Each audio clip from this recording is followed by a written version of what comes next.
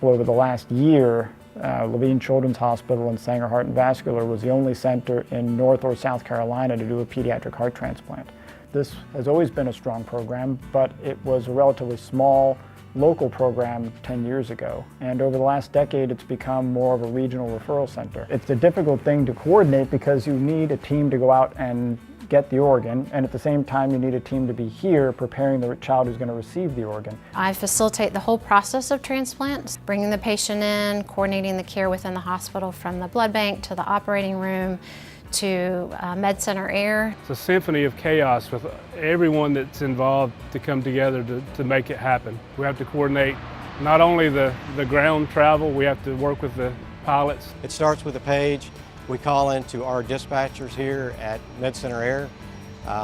They'll tell us where they're wanting to go, what they're wanting to do. Time is of the essence. We need to know how long exactly is that flight time, because every second counts. From the time we get paged to the time we come back, we're looking at a 10 to 12 hour window for the complete process. It's a tremendous team effort. There's a challenge with every flight, whether it's a delay, whether it's the weather, whether it's the size of the airport we're going into, the facilities there. Once we land, we have ambulances to take us into the hospital, staff there at the local hospital to help us get through what we need. And then we have staff to get us back out and get us back to the airport. There's great capability with regard to the jets and LifeNet coordinating the donor organs. President Obama was here, and it was ground stop, but we still had to get teams in and out.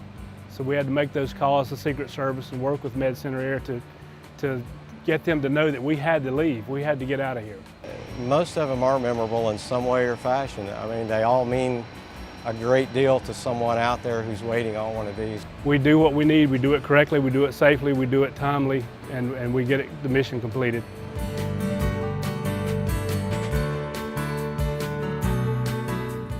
Kay's 6 months old. He's really special because he has half a heart. He was born with hypoplastic left heart syndrome.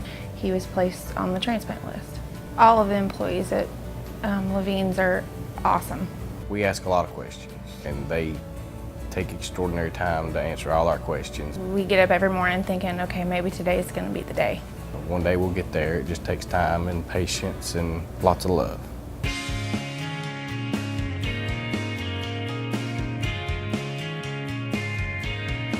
Skylar's parents were just amazing at knowing how to advocate for themselves and to ask the questions needed.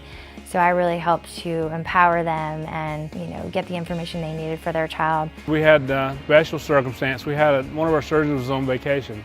We actually flew to get him. It was Pittsburgh, I think, and picked him up to go on to do the recovery for the heart. So we made it into our hospital.